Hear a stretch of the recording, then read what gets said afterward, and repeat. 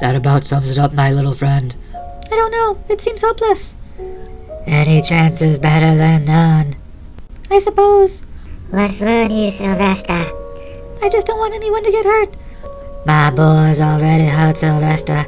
You can't do him no more harm than's already been done. Is there something you's not saying, Sylvester? Well, Go on, Sylvester. We're all as good as family here. everyone in this house is so nice to me. It's peaceful here. I like it. Over at Mervin's house, too. It's like over there. Well, I'm one of the family. Well, not one of the family, but, well, I'm one of them. No, not that either. It's kind of hard to explain. So is that house. I think we's all get what yous mean, though. They's not a judgmental group. Yous can come and go as yous please, and they won't think twice. That's right. Even Mervin. He might be a little strange, but they seem to really like him. Tolerate might be a better word. Bunson. What? Oh, yeah, that's right. They do like him, yes, sir. The rest of the world, it isn't so nice, especially to me. Is this about your illness, son? Yes, Doctor. There are a lot of people who hate me. They don't even know me, but as soon as they see me, they change. Their faces change. Their whole bodies change. They go from being happy to being angry, and they've never even met or talked to me. Prejudice is a virus worse than any disease. It has no place in this world, and yet it thrives. There's a cure for it too, and it's in every one of us. Love. There's a lot of people who need it, but they don't want it. That's what I'm afraid of. Those people. You're afraid that if we transfer some of your blood to Brutus, that'll face the same oppression that you do. Yes, Doctor. I don't want him to have to live through that. Son, as of right now, you're free and clear of any illness. I don't know how it happened, and I don't know why it continues to happen. All I do know is that it has something to do with that crystal around your neck. So long as you wear that crystal, you are as healthy as any human being on this planet. Probably healthier too. I haven't detected any replicating infection in your bloodstream in weeks. You are cured, Sylvester. When he takes the crystal off, he regresses like last time. Yes, Jenny, he does, and he probably will again. Dr. Thomas, what about all these blood tests you've been taking? Yous did say that they didn't regress, right? That's the strange part of the equation that doesn't balance out, Bunson. Sylvester, as a whole person, if you take off the crystal, you are in a bit of a jam. You'll be in the hospital by the end of the day.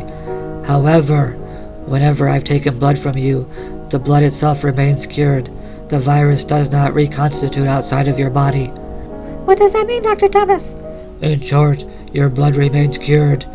Also, it could possibly, and I stress possibly, be a cure for others. Whatever mystical mumbo-jumbo is going on because of that crystal might remain in your blood once it has been drawn out. A blood transfer from you to Brutus might give him the jolt he needs to start healing on his own again. You mean he won't get sick like me? Son, let me be honest with you. Without a transfer, Brutus will almost certainly die. With a transfer, yes, he might get sick like you are. However, that seems to be extremely unlikely. Chances are good he'll get well. Considering what's at stake and how Brutus is right now, I say the risk is worth it. However, this is entirely up to you. It's your call, Sylvester.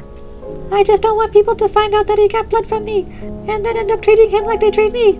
Dearie, you've known my son for a long time, haven't you? Yes, ma'am. We started school together. I've known him for years. He's been one of my best friends. I couldn't think of life without him.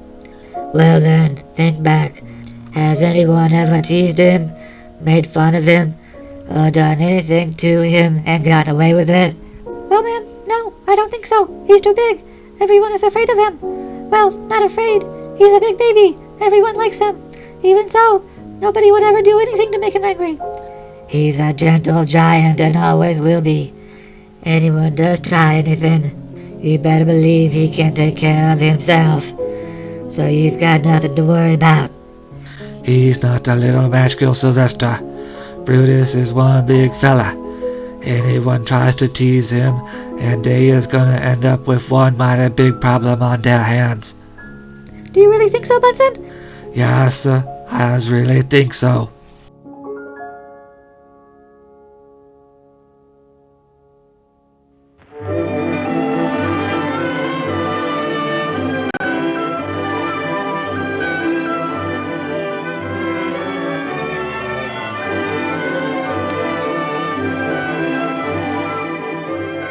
Once upon a time, in a far-off country, there lived a little orphan girl who sold matches. It was Christmas Eve, and everyone was much too busy to pay any attention to her. All the other children had warm clothes to wear, warm homes to live in, and fine Christmas dinners waiting on their tables. But the poor little match girl had none of these. If she didn't sell her matches, she wouldn't even have enough money for a bite of food or for the simplest shelter on this bitter cold night.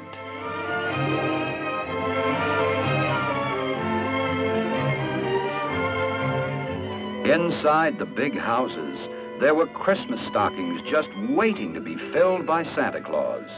But what would Santa have for a poor little match girl? For her, a Christmas present was only something to dream about. If only she could get warm, that would be enough of a gift. She lit one of her precious matches. It gave off a pleasant warmth. But somehow, the light seemed strange. Was she just imagining? Or was it really? Yes, it really was Santa Claus. Santa nodded to her and said, "Come, I have something for you." Oh, how lovely! A warm fur cloak, her very first Christmas present. But that was only the beginning, for now Santa led her into his magic kingdom, where there were sights that no other child had ever seen. It was very mysterious there. The Iceman was so solemn, but somehow, even in this cold land, she felt warm. Santa made some funny motions and, presto, instead of his plain sack, there was a beautiful throne. And as she sat down, the little match girl felt as proud as a princess. So many surprises, she thought. I wonder what's going to happen next. Just then, Santa started banging on his little kettle. "Let's have some entertainment," he cried.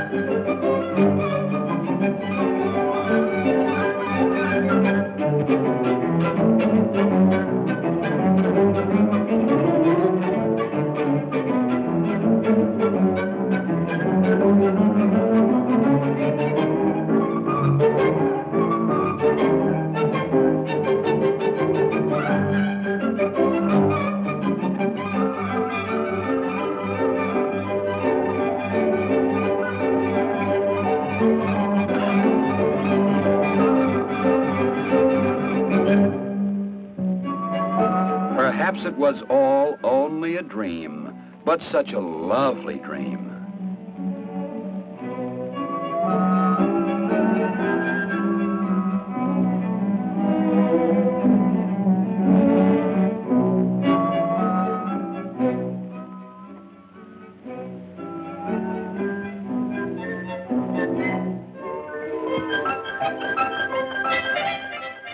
Now that the dance was over, a very strange thing happened. Everyone began to disappear.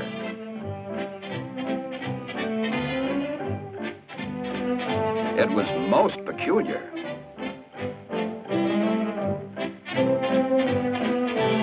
But at least Santa was still here.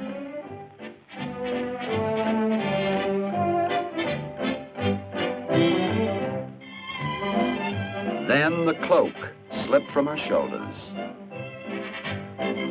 Although the little match girl didn't realize it, her match had gone out. All that remained now was the cold snow and the memory of Santa and her first Christmas present. Quickly, she lit another match. Perhaps she would see something wonderful again.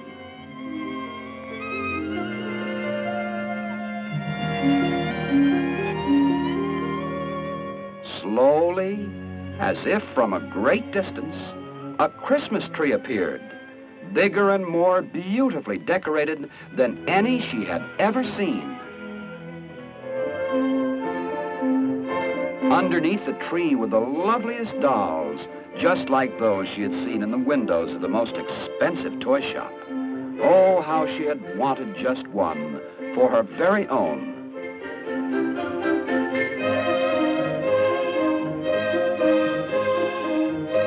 When she looked up at the tree again, a lady appeared. A lady who looked like her lost mother. Was it really she, so gentle, so radiant? Truly, her match must be magic, for now it made the candles sparkle, and beneath its glittering light, lo and behold, the toys came to life.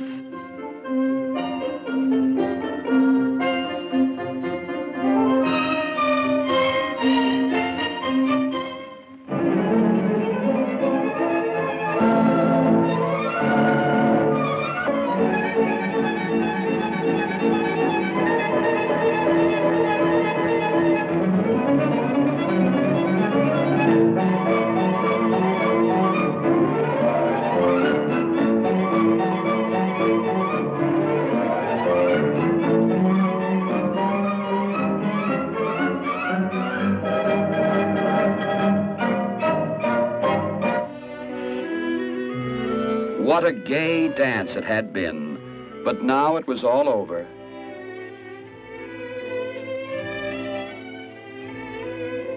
Slowly, the dolls and the beautiful lady began to fade away.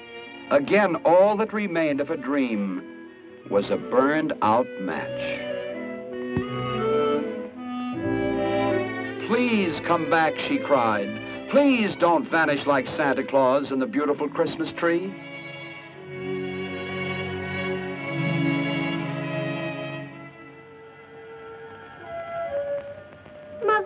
Mother, please don't leave me. Mother.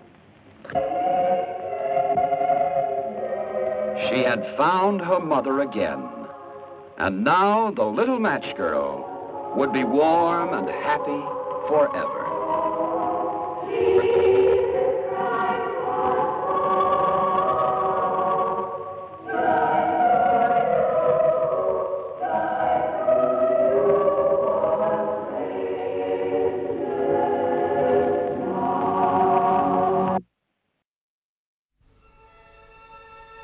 Grace of a happy death, trust in Mary's intercession. It's good to know that she's always there for us. Indeed she is. What about you, Sylvester? What kind of help are you praying for right now? Guidance. I feel lost. Like the one from the 99, and spake this parable unto them, saying, What man of you, having 100 sheep, if he lose one of them, doth not leave the 99 in the wilderness, and go after that which is lost, until he find it? And when he hath found it, he layeth it on his shoulders rejoicing. And when he cometh home, he calleth together his friends and neighbors, saying unto them, Rejoice with me, for I have found my sheep which was lost. We're here to help you find your way, Sylvester. Whatever you need, Sylvester, we're here for you. Anything I have, Brutus is welcome to it, Mrs. Bow. It's not that I don't want to give my blood. If it will help him, sure, he can have it, as much as he needs. Bless you, child. He'll never forgive you for this. I think there is a but in this. Is there, Sylvester? I'm just scared, Bunson, of what might happen after he has it. The what ifs and the maybes, they is always scary, ain't they? What if he gets infected with my virus and has to live with it? We don't have a crystal for him. No, sir, we sure don't. What if I give my blood to him and he gets as sick as me, as I would without a crystal, and he dies right away? Sylvester, don't do this to yourself. She's right, son. Whatever happens is not gonna be on you. I can't help but feel that it will be. I'm the one who is sick. You're also the one who is healthy. It is you who is giving Brutus a chance to live. I wish I felt that way. Sylvester, Yes, Bunson? if you's is the little lamb, then we's is the one looking for ya. We's left the 99, and we's out searching. You's is the one leading the way. I don't understand, Bunson. What does that mean? Why's not let God decide what happens next? You's is where's you's is. We's is where we's is. You've made your decision, and now it's in God's hands. Say a prayer, and let's see what God has in store.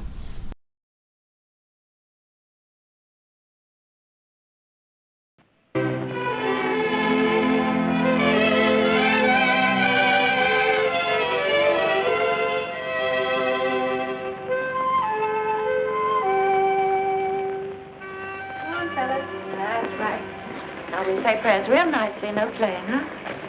That's right. You're done now. Good children.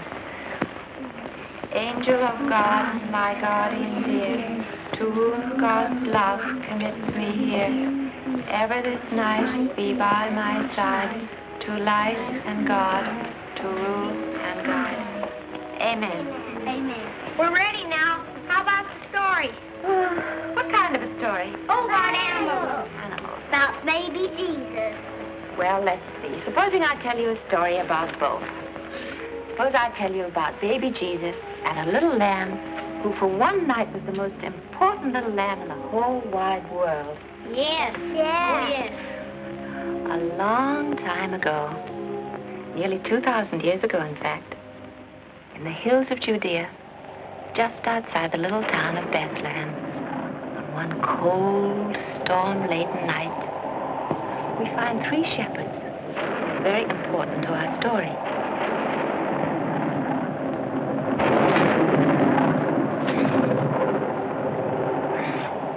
The sheep have devils in them tonight.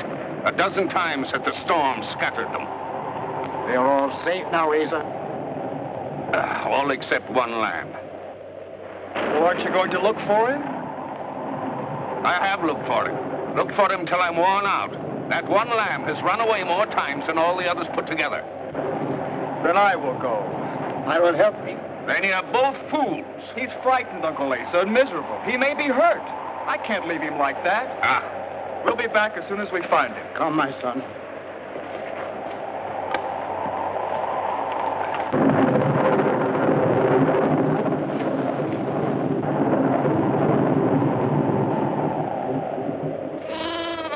Listen!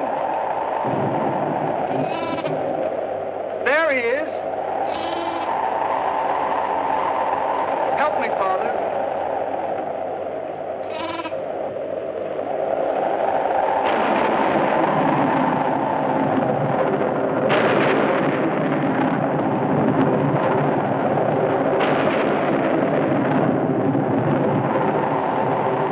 There, little lamb. Everything is all right now.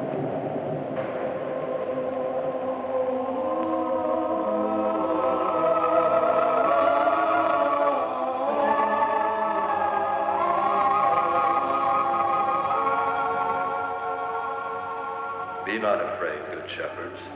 Behold, the news I bring thee is good news of great rejoicing for for all people. This night in Bethlehem, a Savior hath been born for thee, no other than the Lord Christ. By this thou shalt know him. Thou wilt find him wrapped in swaddling clothes and lying in a manger.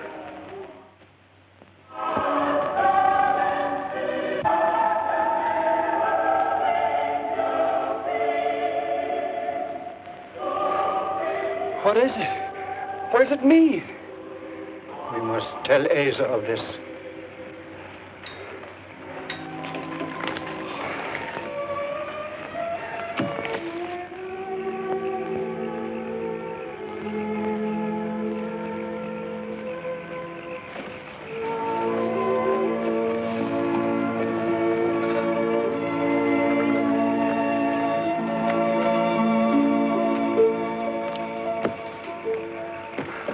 Uncle Asa, an angel appeared to us, and he said, Christ the King is born. What? The storm must have addled thy brain. Hearest thou this drivel thy son uttereth? But Asa, what the boy saith is true. I too saw the angel and heard him speak. You can see what good it did to search for that lamb. Already he's running away again.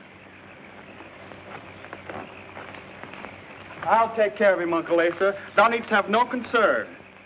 We must look for the Christ child.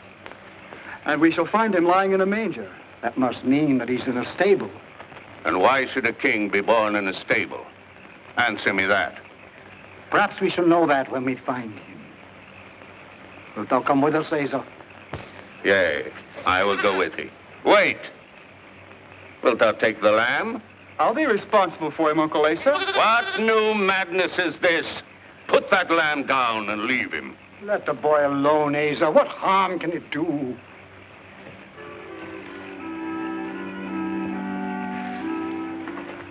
And, carrying the little lamb with them, Reuben, Benjamin, and Asa struggled through the hills on this very holy night.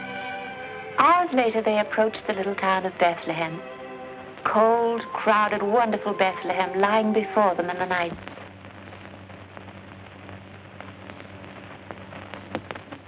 Who art thou?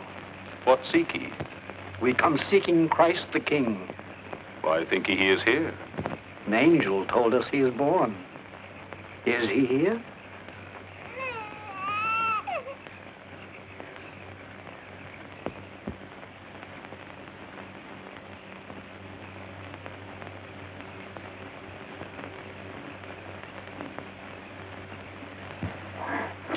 My name is Joseph, and this is Mary, my wife.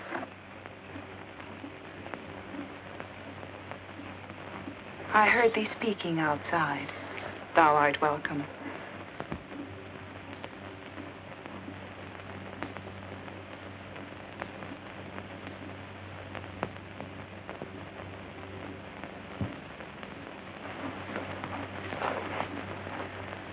My Lord and my God.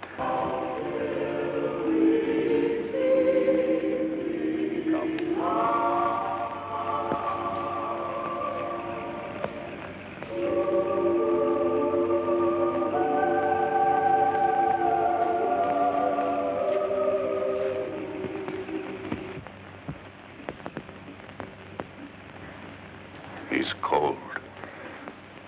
Is there no more than a shawl to warm him?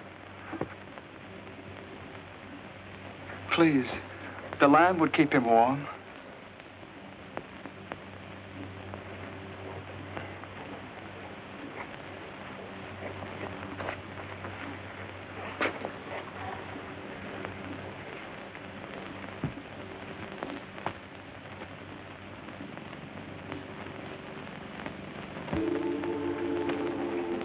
The lamb, for which I had no care, is of the greatest importance.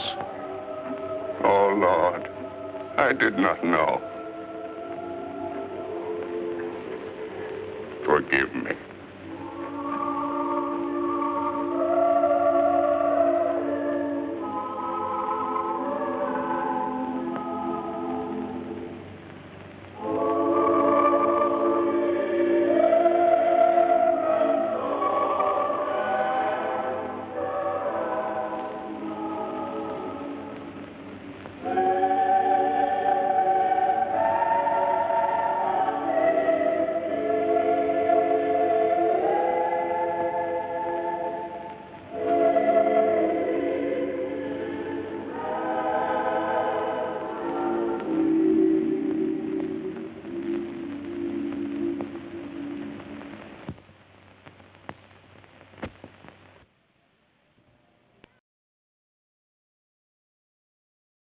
I wish they wouldn't have convinced me to stay here. I should be at the hospital with my boy. Mrs. Bull, this family kinda has a good relationship with the hospital staff as of late. We know them intimately. You see, it's been kinda crazy around here. I can say firsthand that your boy is in the best of hands. With that said, it's far better for you to be here than in that hospital waiting room. All that is there is stale air, uncomfortable chairs, and horrible neon lighting. Sitting there, hour after hour, you'd work yourself up into a sorry state. Believe you me, Sylvester or Jenny will call once the doctor has some news, and then my mama will drive you down there real quick. Until then, just try and take it as easy as you can. It should be just a simple blood transfer, shouldn't it? We is dealing with the unknown, ma'am. The doctor, he's been working with Sylvester for a while now, so what he knows about that crystal is way beyond me. I'll just say this, it ain't as simple as playing jacks. The doctor, though, he is gonna be monitoring both Brutus and Sylvester to make sure both is A-OK. That must be why it's taking so long, right? More than likely. They only left here about an hour ago, so it hasn't been that long.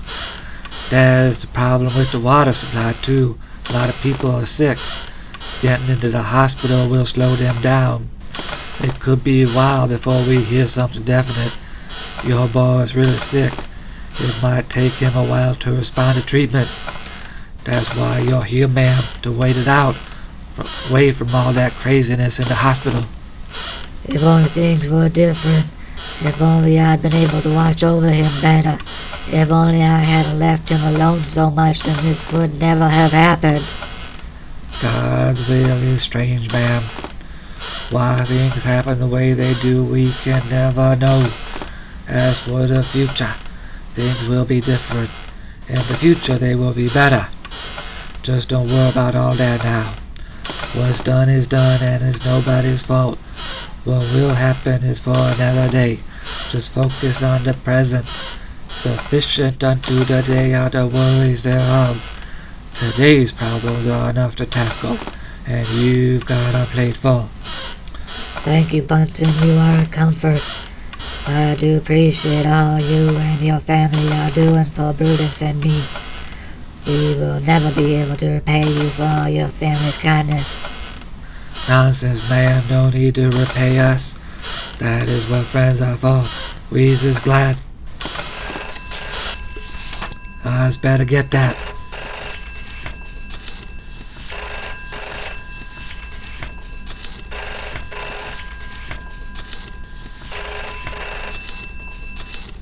Hello? Sylvester, what was that? I can barely hear you over all that shouting. Can you repeat that? I's got that part. What about you? Yes, all's right. What's that about the doctor again? Nah, that's all right. We'll come get you. We'll see you in a few. Well, ma'am, the transfusion is done. How's my boy Bunson? Is he gonna be okay? It's Christmas, Mrs. Bo. It's the time of miracles. Your boy is awake and asking for you. Let's go down there and wish him a Merry Christmas.